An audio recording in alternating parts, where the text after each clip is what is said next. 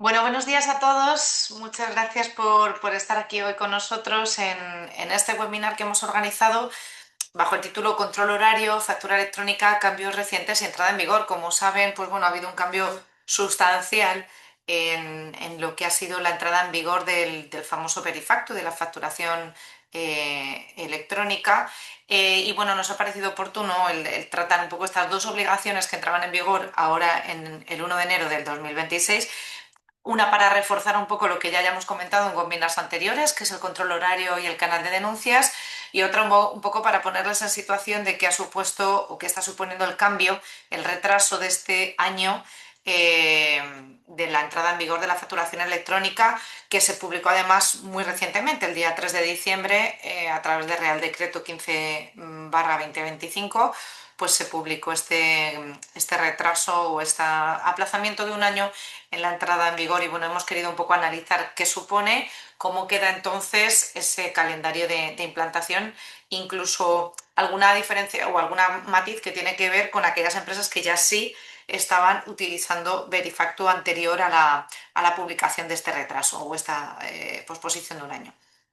Y bueno, para ello contamos con Manuel Bayo y con Ana Martínez, ambos codirector y directora del despacho CGB, que es, como saben, pues el despacho que nos asesora a BEP en el tema de la gestión laboral, de la negociación de convenio y bueno, y todo lo que tiene que ver con el ámbito laboral. Y hoy también hemos querido contar con la presencia de Manuel, que en el área fiscal y contable pues nos va a contar un poco este tema del aplazamiento del Verifactu. Como además lo tenemos en pantalla, Manuel, pues creo que vamos a empezar por ti. Si os parece, lo que vamos a hacer es que al finalizar cada presentación, pues bueno, podemos charlar un poquito, no vamos a ser muchísimos, podemos charlar un poco sobre dudas, consultas. También nos la podéis ir remitiendo en el WhatsApp, perdón, en el chat de la sesión. Y luego al finalizar la presentación, pues vamos evacuando las consultas que puedan ir surgiendo. Y sin más, Manuel, muchísimas gracias. Muchas gracias, Cristina. Bueno, muy buenos días a todos. Soy Manuel Bayo, como os ha dicho Cristina, economista y socio del despacho Cirujeda González Bayo. En primer lugar, quiero agradeceros vuestra asistencia al webinar, donde vamos a analizar uno de los temas que más dudas está generando en las últimas semanas. En este caso es el aplazamiento de Verifactu, aprobado por el Real Decreto Ley 15/25 de 2 de diciembre. Bien, como sabéis, este Real Decreto Ley, aprobado el pasado 2 de diciembre y convalidado el pasado jueves 11 en el Congreso, supone un cambio importante en lo que son los plazos de implantación de los sistemas de facturación ajustados al Reglamento de Sistemas Informáticos de Facturación. Bien, en concreto, hoy vamos a ver, mediante unas diapositivas que os he preparado, un breve resumen, primero, de lo que implica realmente este aplazamiento, a quién afecta y qué decisiones deben tomar las empresas a partir de este momento. Bien, pero antes de entrar en lo que es este punto central, voy a hacer un breve repaso de los aspectos esenciales del Verifactu en los apartados 1 a 8 del índice o contenido de la exposición que os he preparado, con la finalidad de que todos recordemos un poco de qué trata este sistema. Supongo que ya todos lo conocéis, pero es importante hacer un breve repaso por todos los puntos. Bien, una vez hecho este repaso, llegaré al análisis del aplazamiento y sus consecuencias prácticas. Esto lo veremos en los apartados 9 a 1 a 11 del índice, perdón. Vamos a ver. Bien. Aquí tenemos el índice, como podéis ver, los 11 apartados que os he comentado, ¿vale? Del 1 al 8 repasaremos brevemente el sistema Verifactu y del 9 al 11 el aplazamiento del Verifactu y sus consecuencias. Bien, vamos a ver. Primera diapositiva, introducción al Verifactu. Bien, para entender las consecuencias del aplazamiento debemos recordar que es Verifactu. Verifactu al final es el sistema que nace a partir del Reglamento de Sistemas Informáticos de Facturación. Es el reglamento que impone nuevos requisitos a los sistemas informáticos de facturación. El objetivo principal es que todas las empresas utilicen programas que garanticen lo que es la integridad, trazabilidad y registro inviolable de las facturas. Dicho de forma sencilla, Verifactu funciona como una especie de caja negra, ¿vale? Cada vez que emitimos una factura no se puede borrar, no se puede modificar sin dejar rastro y el sistema registra todo lo que se hace. además de generar una huella digital que demuestra que la factura no ha sido manipulada. Bien, además, si lo activamos, el sistema puede enviar directamente esas facturas a Hacienda en tiempo real. Esto es lo que conoceremos como sistema Verifactu. Esa transparencia es la base del nuevo modelo. Bien. Pasamos en el punto 2 a los objetivos del sistema Verifactu. Como sabéis, el sistema tiene varios objetivos y todos ellos orientados a garantizar que la facturación sea fiable y segura.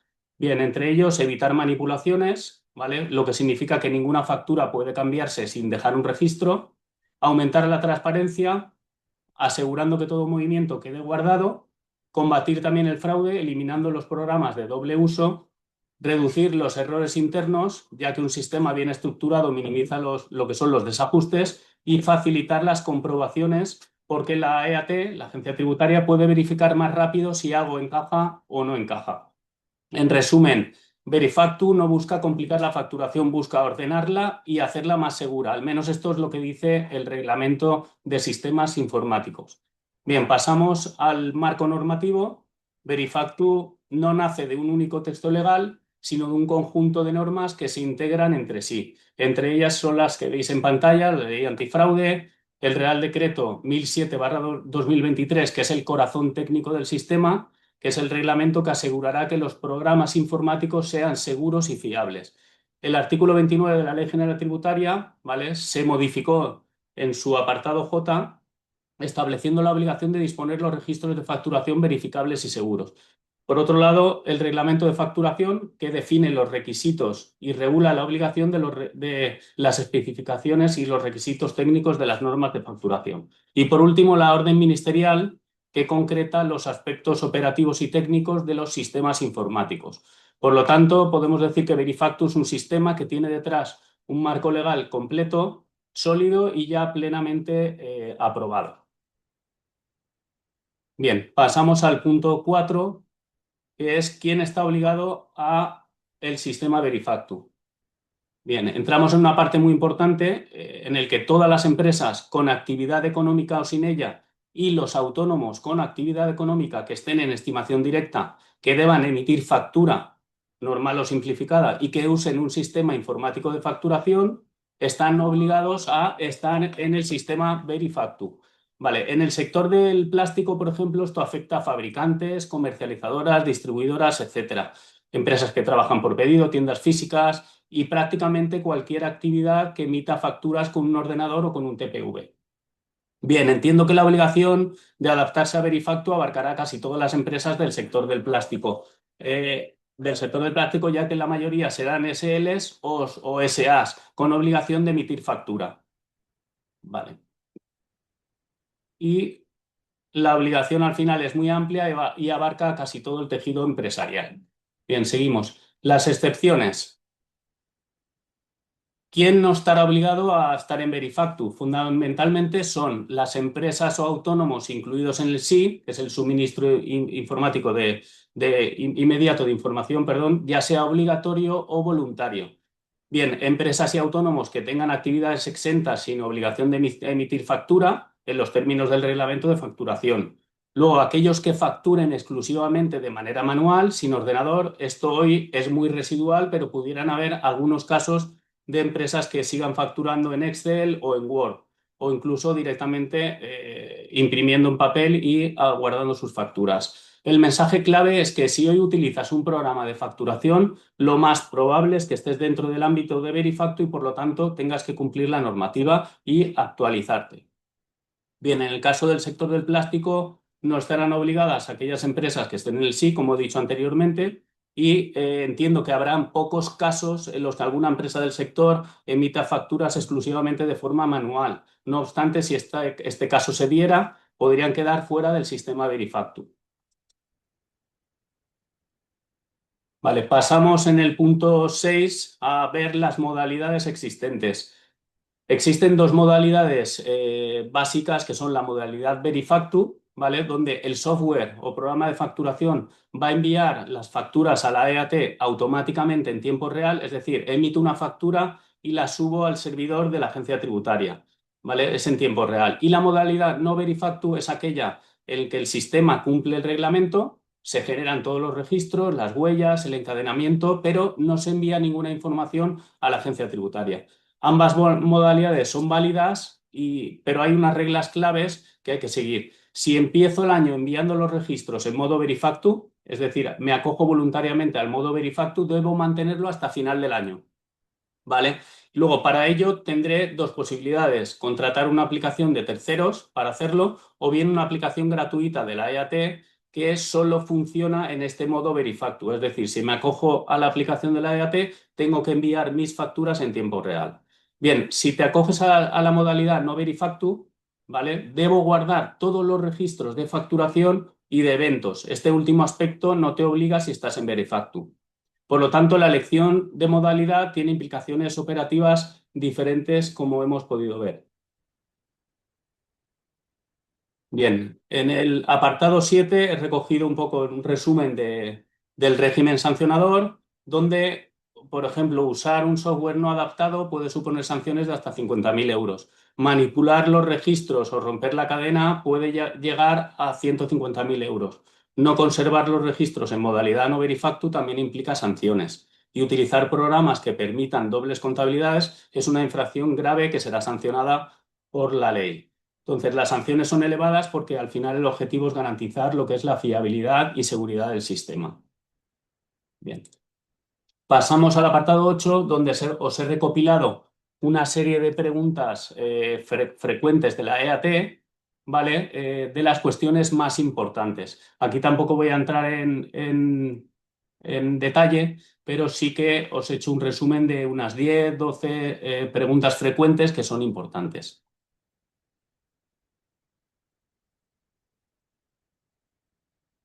Bien, y pasamos ahora al apartado noveno, que es el punto central de la ponencia de hoy, ¿vale? Donde se regula el aplazamiento de la obligación de Verifactu, ¿vale? Se imponen nuevas fechas, donde sabéis que el Real Decreto 15/2005 aplazó la obligación de adaptar los sistemas de facturación hasta 2027, tanto para empresas como para autónomos.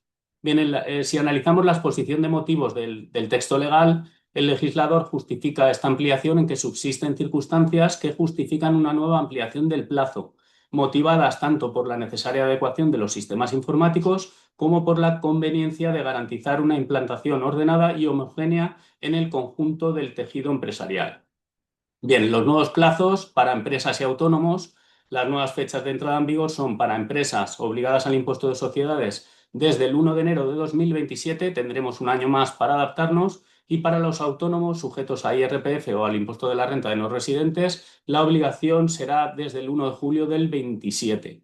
Estas fechas ya son definitivas, no eran definitivas cuando se aprobó, pero el pasado 11 de diciembre fue convalidado el texto legal en el Congreso, por lo que se hace efectivo el aplazamiento. Bien, también he incluido aquí las fechas para los productores de software, que se mantienen, que desde el 29 de julio solo pueden vender software ya adaptado al reglamento Verifactu. Vale. Vale.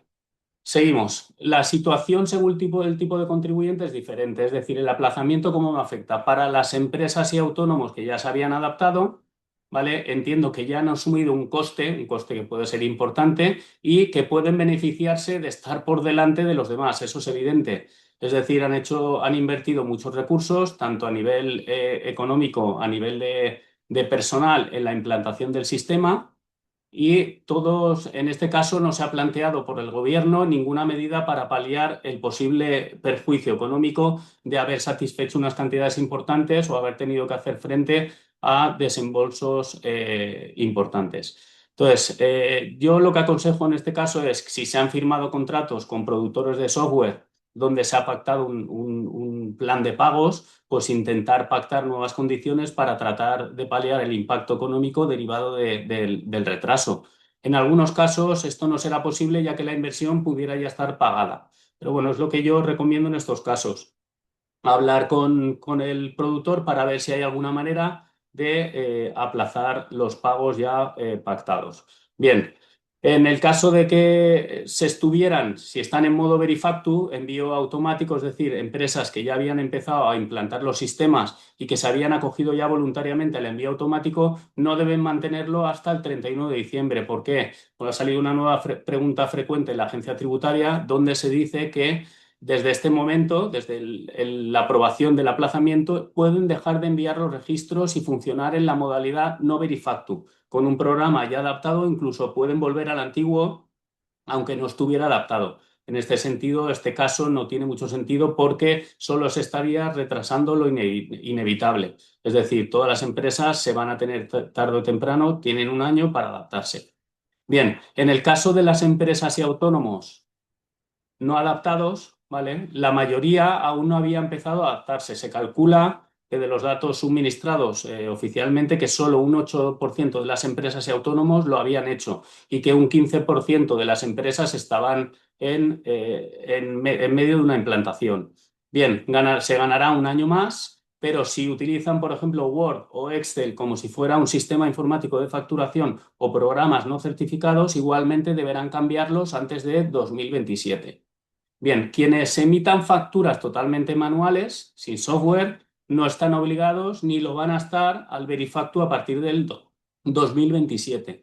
Bien, si pensaban adherirse, por ejemplo, al SI, como muchas empresas, para evitar Verifactu, ahora pueden posponerlo hasta diciembre de 2026. Es decir, existe la opción de evitar Verifactu estando en el SI y para ello habría que presentar una declaración censal en el mes de noviembre anterior al año que va a surtir efectos. En este caso, por ejemplo, si presentamos el próximo noviembre de 2026 la solicitud de inclusión al sí, evitaríamos Verifactu y a partir de enero del 27 estaríamos obligados a enviar libros registros, tanto de facturas recibidas como de facturas emitidas por el sistema inmediato de información.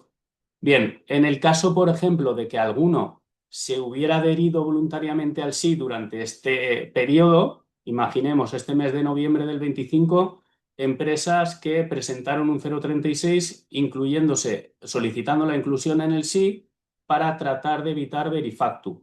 En este caso, pudieran tener el problema de estar obligados todo 2026 a estar en el sí.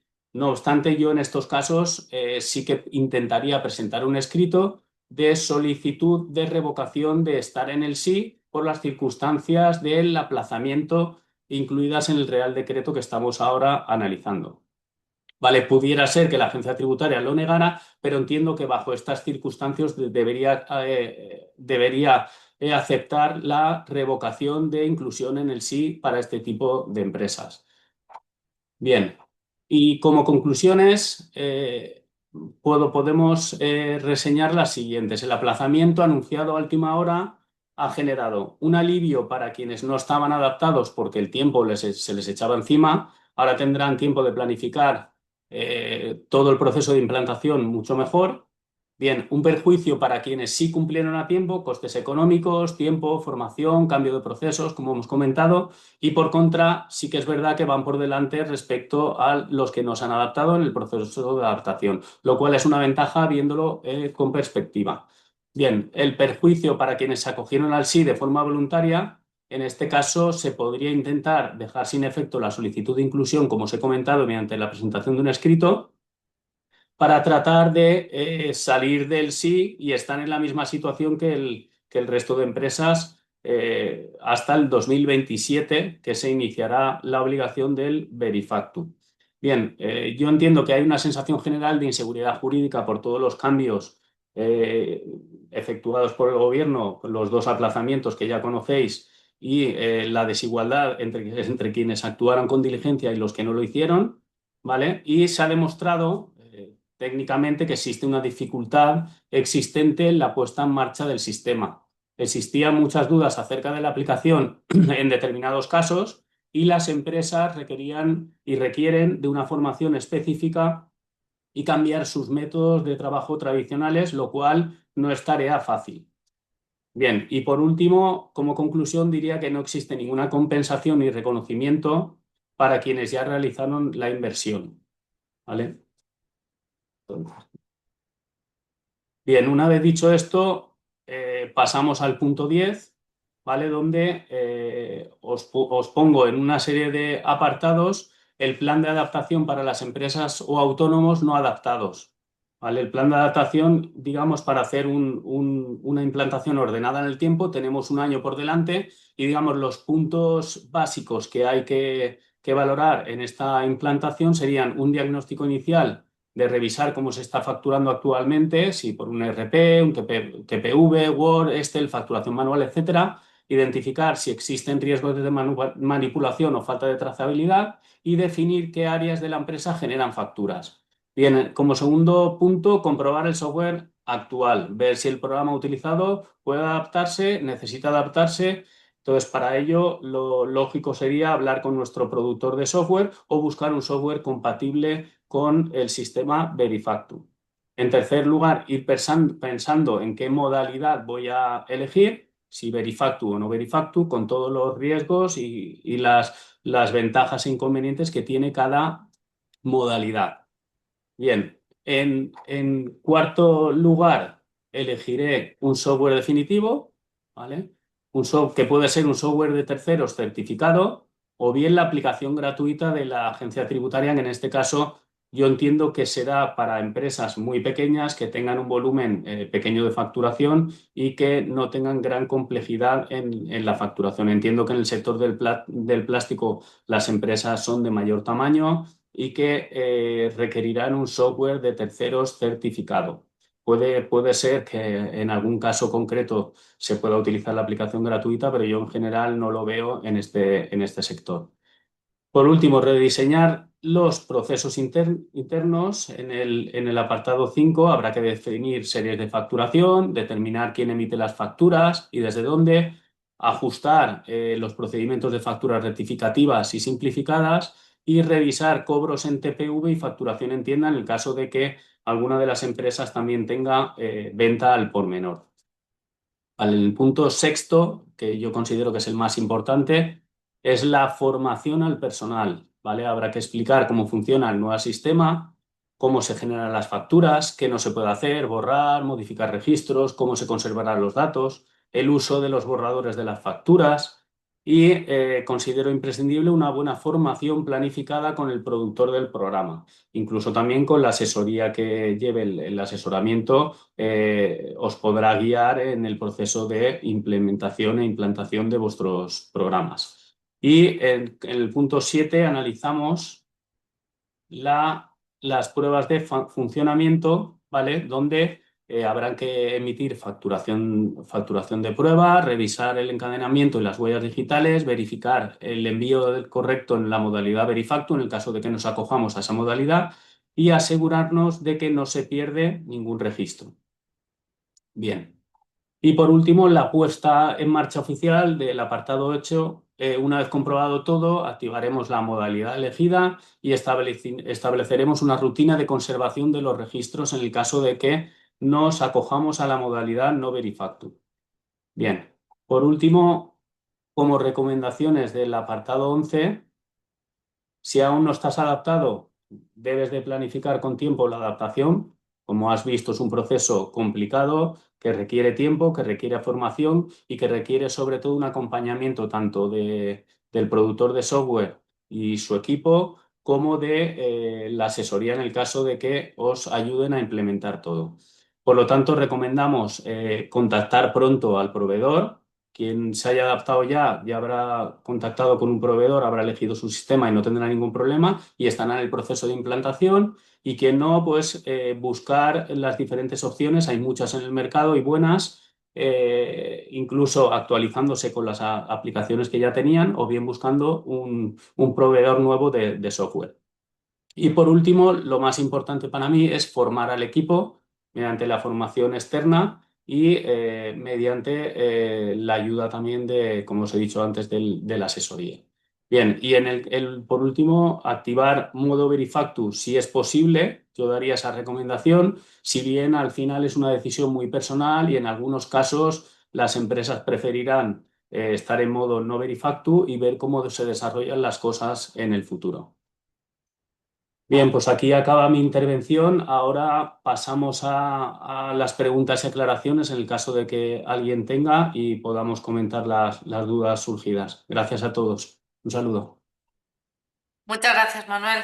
Muchas gracias por situarnos, por ponernos un poco en situación de qué está suponiendo este cambio. Una pregunta te iba a hacer yo respecto a el escrito, o sea, la situación un poco más desventajosa, ¿no? Que son aquellos que sí que se han adelantado. Desventajosa, aunque efectivamente pues ya van preparados para lo que sobrevenga a partir del 1 de enero del 27. Eh, pero aquellos que han entrado en el sistema sí, Sí, este escrito del que hablabas, ¿qué contenido debería tener un escrito así vale. y a dónde se remite?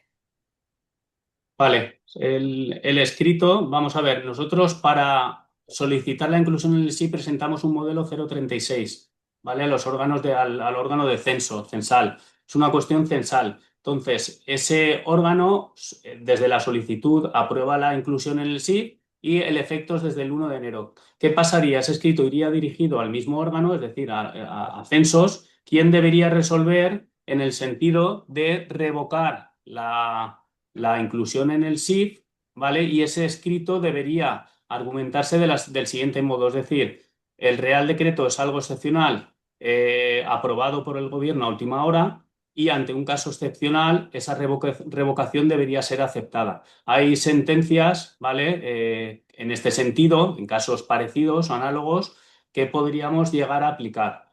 Entonces, yo entiendo que ante la decisión final tan tardía del gobierno, deberían aceptarse todos los escritos presentados en este sentido. Pero esta es mi opinión. No sé lo Mm, que va a pasar, pero entiendo que irán ujú. por ahí los tiros.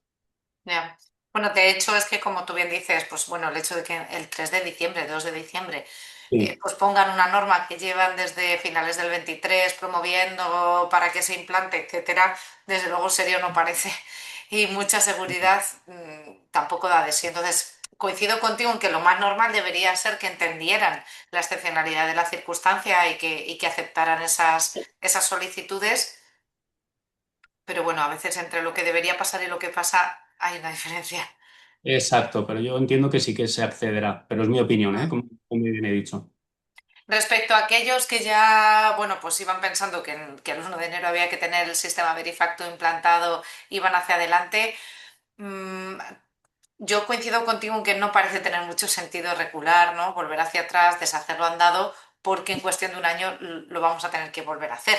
Entonces, no, Exacto. A ver, habrán empresas que habrán empezado ya lo que es la implantación, incluso se habrán puesto en contacto con su proveedor de software con unas fechas planificadas para llegar al 1 de enero. Entonces, yo mi recomendación es, sí que es cierto que si aún no ha empezado lo que es la formación, la pueden, digamos, posponer, pero visto lo visto, yo diría que la planificación se hiciera ordenada en el tiempo y que no lo dejaran para más tarde, porque si empiezan en julio o después de agosto, de verano, llegaremos tarde de nuevo y ujú, estaremos casi en el mismo punto. Entonces, aprovechar que ya han empezado a formar a sus empleados, que ya saben de qué van, que ya han tenido contacto con la aplicación incluso en algunos casos y que ya incluso han hecho las inversiones y han instalado sus programas en sus equipos, pues que aprovechen esa coyuntura y estén por delante, porque ujú. llegarán mucho mejor a lo que es el 1 de enero de 2027. Para aquellos que no lo han hecho, que empiecen ya. Yo, de hecho, en nuestro despacho, como ejemplo, sí que muchos clientes nos preguntaron, nosotros ante las peticiones contratamos también un sistema informático, un proveedor de software que nos daba la solución para nuestros clientes y lo íbamos a implementar ya, pero he podido, digamos, cancelarlo, retrasarlo, ¿vale? Mm. Pero vamos, que hubiéramos tenido que incurrir en un coste muy importante, en nuestro caso lo hemos podido paralizar, pero yo me imagino que en empresas que ya hayan firmado contratos, incluso pagado esas inversiones, no podrán recular, pero bueno, mi recomendación es que intenten por lo menos hablar y refinanciar todo o pactar otra Condiciones de solución. pago. Sí.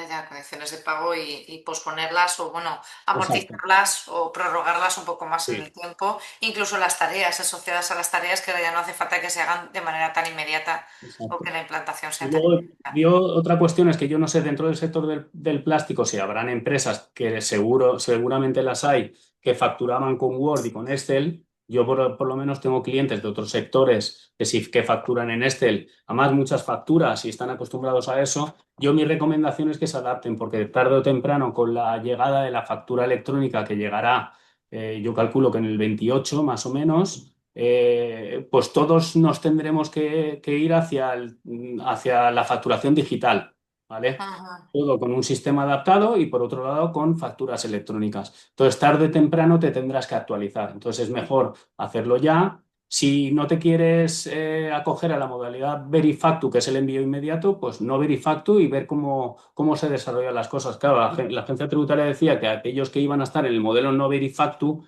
que iban a tener más requerimientos y más comprobación por esa parte. Pero bueno, el camino se verá andando y ya veremos cómo implementa todo la agencia tributaria y cómo funciona todo.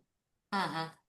Pues muy bien, muchísimas gracias, Manuel. Bueno, nos era importante porque además para mí era importante hacer esta jornada porque había una cierta rumorología que había llegado a mis oídos que decía Sí, que aquellos que ya se hubieran adaptado sí que estaban obligados a continuar, o por lo menos en algún vale. momento del tiempo esto se ha manifestado y se Vale. ha hecho un No, poco voz populis. desde el 2 de diciembre sí que es cierto, y además se puede ver muchos artículos que yo también los he leído, que decían que sí, que quedabas obligado y que si habías empezado y habías adaptado, quedabas obligado al sistema Verifactu. Pero esto no es así. De hecho, hay una pregunta frecuente donde se dice que desde el 2 de diciembre, donde se aplaza el Verifactu, desde el 2 de diciembre hasta el 1 de enero de 2027 va a ser un periodo de pruebas, ¿vale? Ujú, Dice exclusivamente, os he puesto en el apartado 8 la pregunta frecuente exacta que analiza este tema.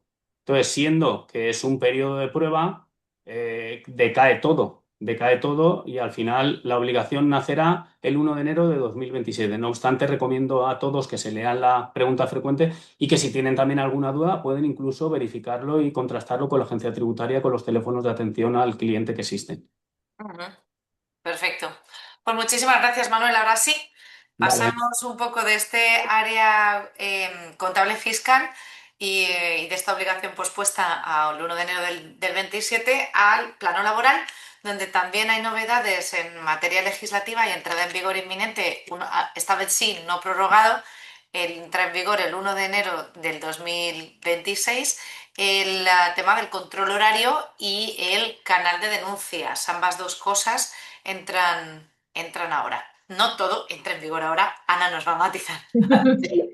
Ahora explico, ahora explico. Buenos días. Vale. Quiero aprovechar un poco la ocasión, Ana, metiéndonos un poco en el campo laboral por los asociados que tenemos conectados y por tener un poquito en cuenta. Mañana, tema colateral, nada que ver con esto, pero sí circunscrito al ámbito laboral, mañana se firma el texto de convenio colectivo y aprovecho para decirlo porque son muchas las empresas que nos estáis preguntando por el tema de las tablas salariales y de la publicación y de cuándo aplicar el incremento del 3% que se ha pactado en convenio para este año, etcétera.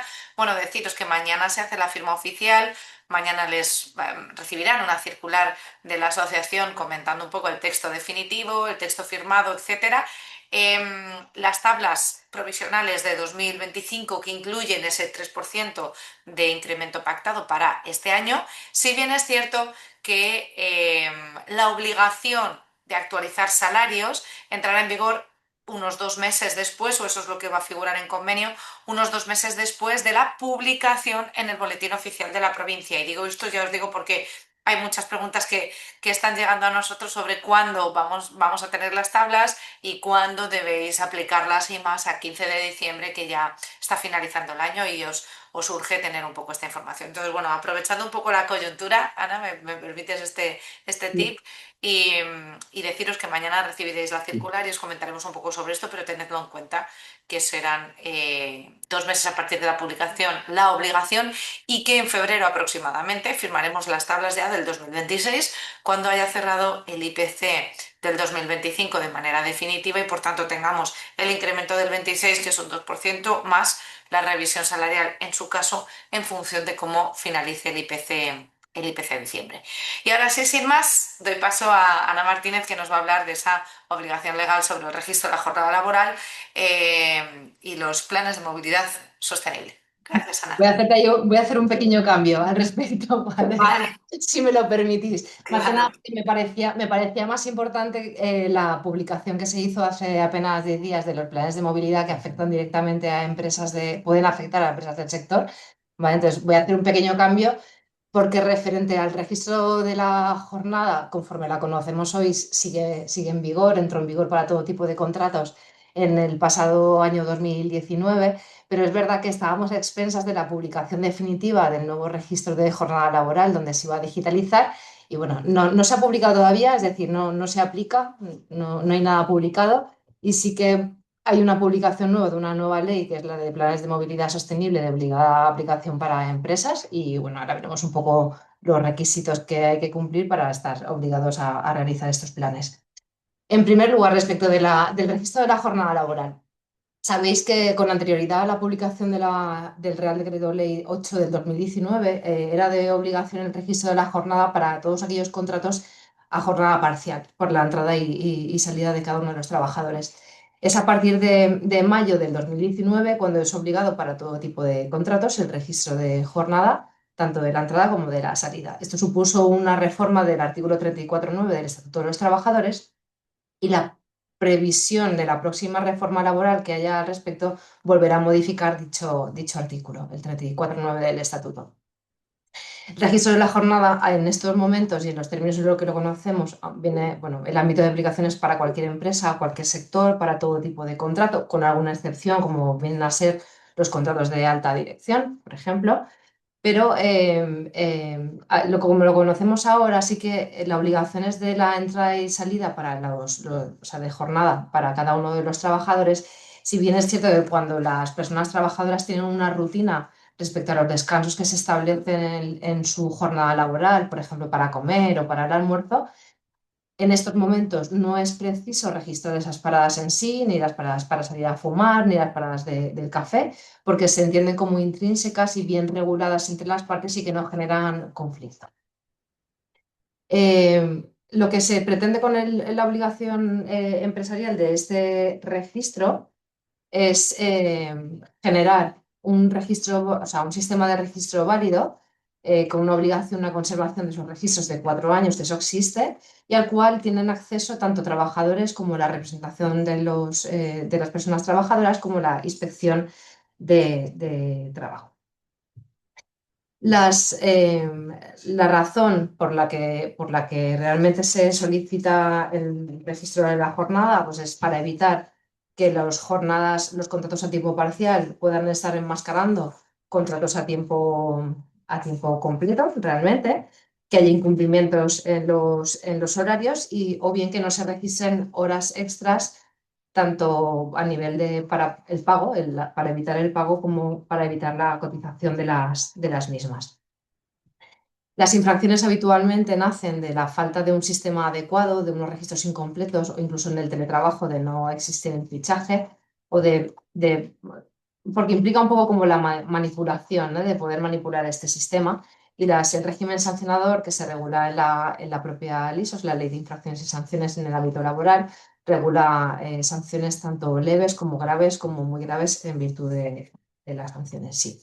Conocemos hasta ahora, respecto del registro de la jornada, alguna sentencia que habla del mismo. Tenemos una del Supremo del año pasado, del 2024, que habla de la cesión, de si podría llegar a vulnerar la protección de los datos de carácter personal por ceder estos datos a la representación legal de los trabajadores. Y bueno, se niega, pudiendo el Tribunal Supremo determinar que al final no vulnera el hecho de que se le ceda este tipo de registros a la representación donde van el nombre, apellidos, incluso algún dato más personal de la persona trabajadora, por el mero hecho del control que ellos puedan efectuar sobre el mismo. Y en la Agencia Estatal de Protección de Datos se publicó la guía sobre el tratamiento de control de presencia mediante sistemas biométricos, que creo que además se os circuló por la dificultad para establecer un sistema de registro de la jornada laboral biométrico, tanto de huella dactilar como de cualquier otro, no sé, de rostro o algo por el estilo. Entonces, se desaconsejaba esta utilización de datos biométricos por el hecho de la dificultad que se podría establecer o el alto riesgo que podría haber por la protección de los datos de carácter personal y en este caso serían de los datos biométricos. Y todo ello nació además de una sanción que se le interpuso al Colegio Notarial de Aragón por el uso propio de la huella. Ha habido un cambio al respecto y yo creo que las empresas se han empezado a adaptar de nuevo a lo que antiguamente podría ser un código o una tarjeta incluso de registro del pase, ¿no? Por los tornos y bueno, se ha quedado así la cosa hasta el momento. ¿Qué es lo que esperábamos como novedad en finales de este año o tal vez venga para principios del 2026? Que el registro digital en sí como digital fuese obligatorio. Hasta ahora se podía establecer cualquier tipo de registro que se dejase constancia, que estuviese a disposición. No importaba que fuese digital, fuese en papel o de cualquier otra manera que se regulase en la propia sede de la empresa. Como novedad, sí que en principio parece ser, cuando ello sea publicado, que será obligatorio que el registro sea digital, con lo cual la adaptación de los sistemas de cada una de las empresas para realizar dicho registro. Además, tendrá que recoger una interconexión directamente con inspección de trabajo, que pueda tanto inspección como representantes puedan tener un acceso más directo y también se establece como novedad el detalle horario, o sea, como más exacto. Es decir, no solo la entrada y salida y como rutina aquella de no registro las entradas y salidas de almuerzo, comida o parada para fumar o para café, desde que entre en vigor, si no cambian la idea al respecto, sí que tendrán que tener un detalle más concreto de estas salidas y entradas y solo computar lo que se entienda como tiempo efectivo de trabajo, que ojo, podrá ser también algún descanso si se tiene en la empresa y se detalla como tiempo efectivo de trabajo a cómputo de la jornada anual. Publicada la norma, si se publicase, si llegase a publicar, se establecía como un periodo de 20 días para la entrada a vigor desde su publicación y se preveía que era para finales del 2025 o 2026 su entrada en vigor.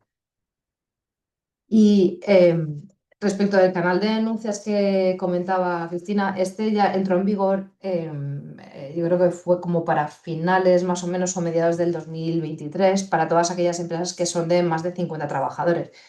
Lo he apartado un poco de la materia, me parecía más importante hablar de los planes de movilidad por su reciente publicación, dado que aquello, bueno, al principio ya está implementado para todas las empresas que tendrían que realizarlo en aquel momento.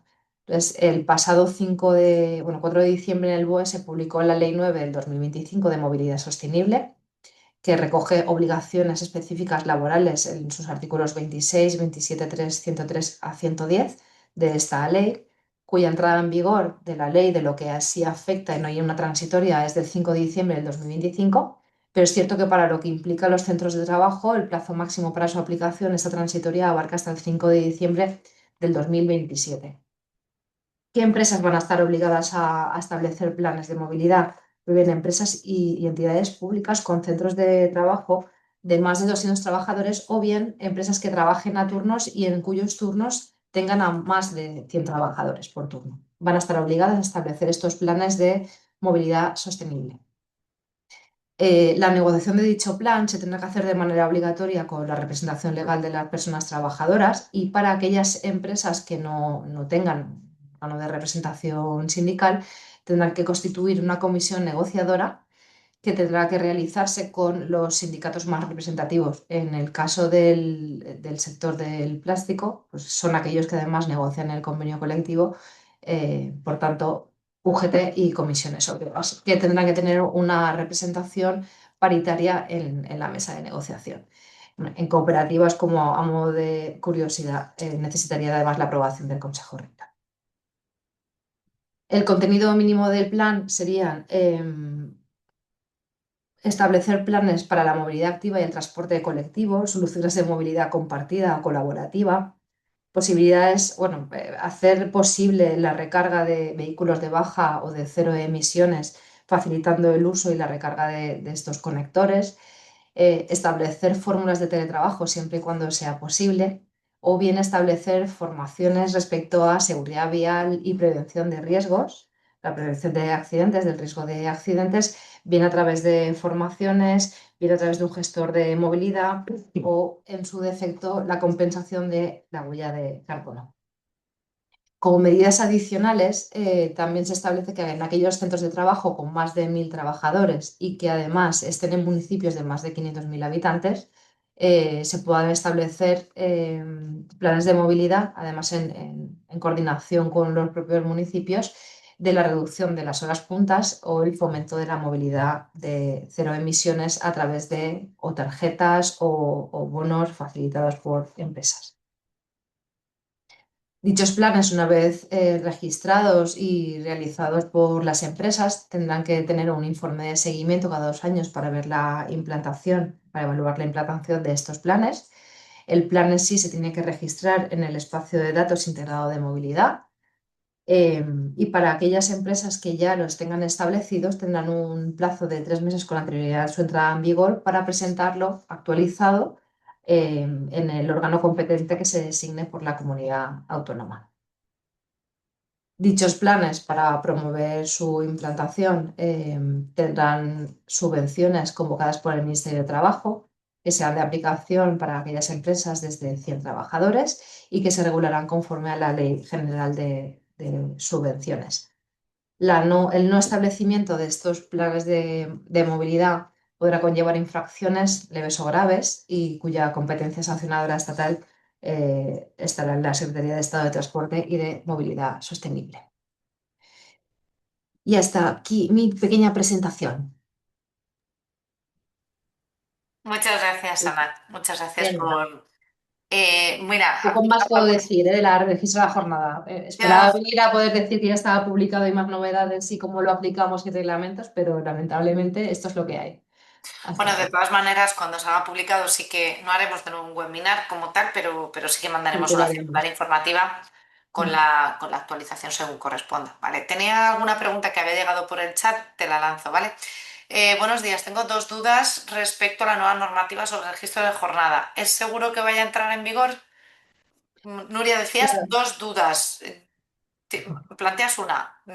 ¿Quieres activar tu micro y decir o nos escribes por aquí si quieres? De momento es esto, sí, es seguro que vaya a entrar en vigor. A responder así es seguro, pues fijaos en el Verifacto, que era muy seguro y estaba ya para entrar en vigor y al final, bueno, ha decaído.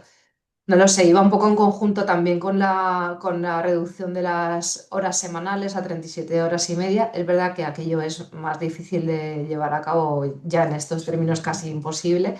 El registro de la jornada lo veo más viable que entre en vigor esta modificación del Estatuto de los Trabajadores. Mm.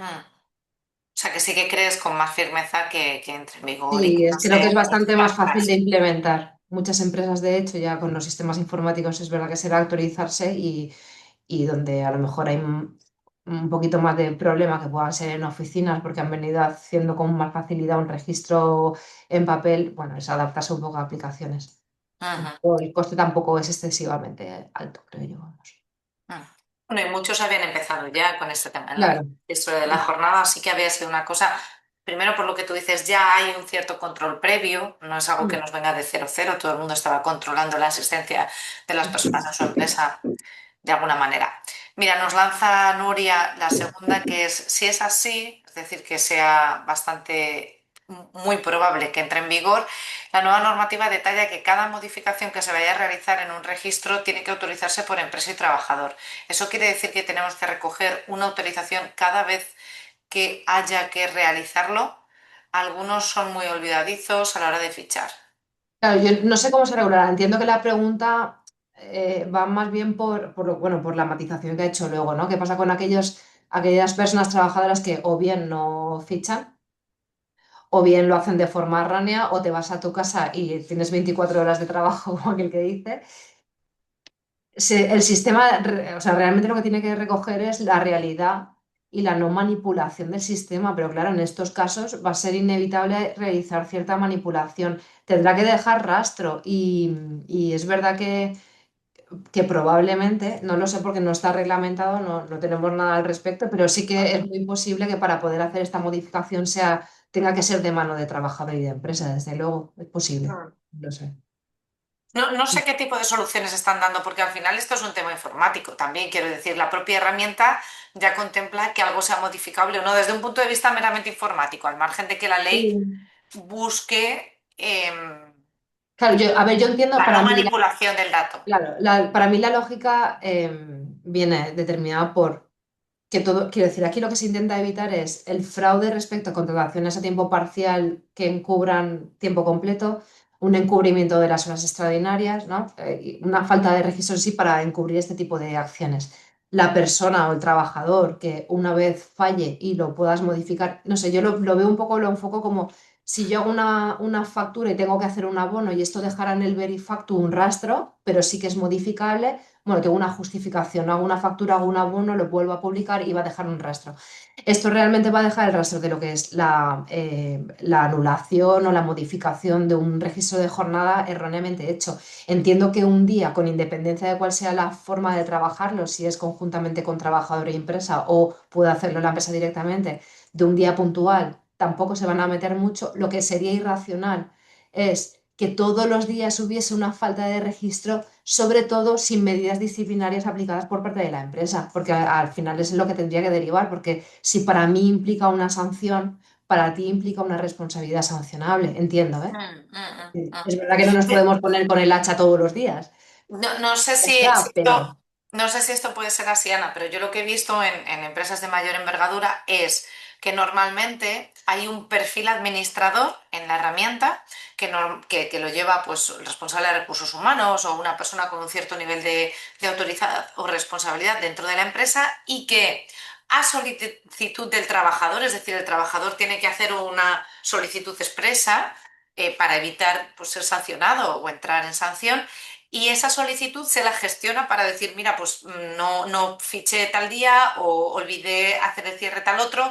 Entonces, eso se entiende como una solicitud expresa del trabajador y ese ujú, perfil administrador es quien tiene potestad para hacer ese cambio. De manera que esa trazabilidad sobre que se produce frente a un acuerdo entre trabajador y empresa se puede constatar, ujú. pero no se hace imposible la Modificación, claro. la no actualización del sistema Mm, en circunstancias. Y eso, pues se puede hacer un seguimiento de cuántas veces un trabajador pues, hace esta solicitud, ¿no? Pero siempre a solicitud del trabajador para que así cualquier desviación pueda ser corregida, pero de manera controlada. Yo esto es lo mm, que he visto en algún caso, ¿vale? claro. Lo digo porque por ahí también Andrea decía que también les pasa lo mismo, lo cual es súper Sí, habitual.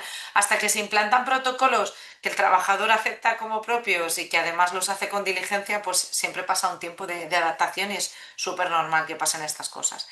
mm, María José nos pregunta, ¿se puede modificar? Yo lo estoy gestionando y si algún trabajador se olvida, se modifica. Exacto, hay una sí, persona que tiene que validar esa incidencia. Bueno, en la línea de que os comentaba, ¿no?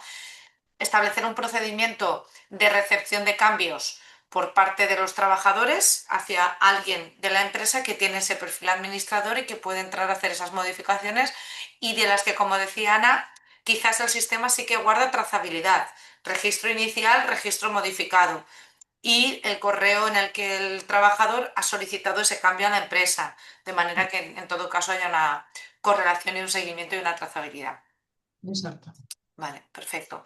Pues sí, esto yo creo que es la situación que más se está produciendo, lo que decimos, porque hay que hacer un proceso de adaptación y a veces pues en las plantillas hay quien está más digitalizado, quien menos, y es difícil también hacer cambios que Mm. impliquen hábitos regulares que la gente no tiene costumbre y entonces es fácil que Claro, yo creo, se líen. además que puede haber a lo mejor más problemas en el uso de herramientas que se le puedan poner a disposición de las Eso. personas trabajadoras, porque entiendo que a lo mejor en una nave industrial pasar por un torno es relativamente fácil, incluso, o sea, bien, o sea, la empresa lo aplica en sí, tal vez más difícil para oficinas o una empresa que sea más de el poder aplicarlo, porque al final que le tienes que decir a la persona que se descarga a lo mejor una aplicación en un móvil personal o que sea el enchufada del ordenador. Bueno, pues, habrá que adaptarse un poco y ver a Mm. lo que... Y luego este tipo de perfiles tipo comercial, perfiles que no son, que no tienen un horario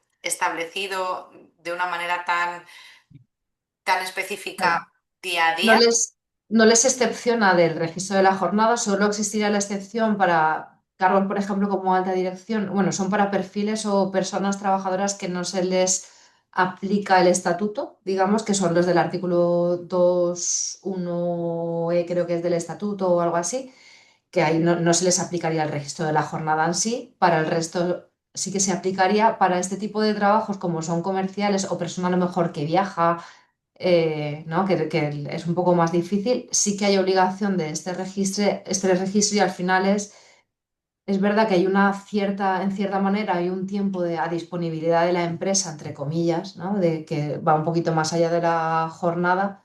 Bueno, quiero decir, al final tienen que registrarlo, sí, la obligación es de registrarlo, sí, la obligación es de cumplir con la jornada también, pero bueno, es el viaje en sí. Depende si es para hacer un trabajo o si es a nivel comercial, porque hay empresas que los trabajadores directamente se desplazan a hacer cualquier trabajo fuera de las instalaciones. Entonces hay que estar también un poco a la regulación de cada una de las empresas y de las personas en sí. Ujú. Registrar, sí, Para obligación, aquellas sí. personas, como tú decías, alta dirección o que quedaran exentos de la aplicación del estatuto, necesitarían regularlo de alguna manera como anexo al contrato. Sí, las relaciones laborales, si son de alta dirección, se regulan de forma específica. Ujú. Deja rastro, digamos, de los que no serían de aplicación. Vale, pero insisto, ¿habría que hacer una modificación o un anexo al contrato? Generalmente, las personas que entran como alta dirección ya entran con ese tipo de contrato. Si hay una modificación a personal de alta dirección, hay que hacer un cambio, claro. Ujú. Vale, perfecto. Pues por aquí no hay ninguna cuestión más en el chat. No sé si alguien quiere activar micro. También es una posibilidad para hacer cualquier tipo de consulta de cosas que os estén, bueno, pues aconteciendo ahora. Si no, yo creo que hemos hecho un poquito un recorrido por todos. La entrada en vigor del registro de la jornada, Ana, esto, Como no hay publicación, se hablaba de eso de 20 días a partir de su publicación, si ello ocurre cuando ocurra. vale. Que habrá un periodo de adaptación, un poquito, aunque sea esos 20 días. Fenomenal. Bueno, pues por nuestra parte nada más agradeceros, Ana, Manuel, vuestra aportación hoy, vuestra A excelente vosotros. explicación un poco de esos cambios normativos, tanto de lo que entra en vigor como lo que ha dejado de entrar en vigor y lo que está pendiente de confirmar que entre en vigor. Hemos hecho un recorrido por lo que es la facturación electrónica, el sistema Verifactu. Hemos visto también incluso cuando tenga que entrar en vigor o a medida que vaya entrando en vigor qué pasos serían los aconsejables. Hemos visto esta parte de registro de jornada y también de control horario. Y este sistema, no me queda muy bien con el nombre de movilidad Los sostenible. planes de movilidad Planes de sostenible. movilidad sostenibles. Todos son planes, protocolos. Planes, protocolos. Me vale la ocasión un poquito, vamos a aprovechar estos 2 minutitos, Ana, porque hemos mandado esta mañana una circular también a aquellos que lo hayáis recibido sobre el tema de los protocolos por causas meteorológicas.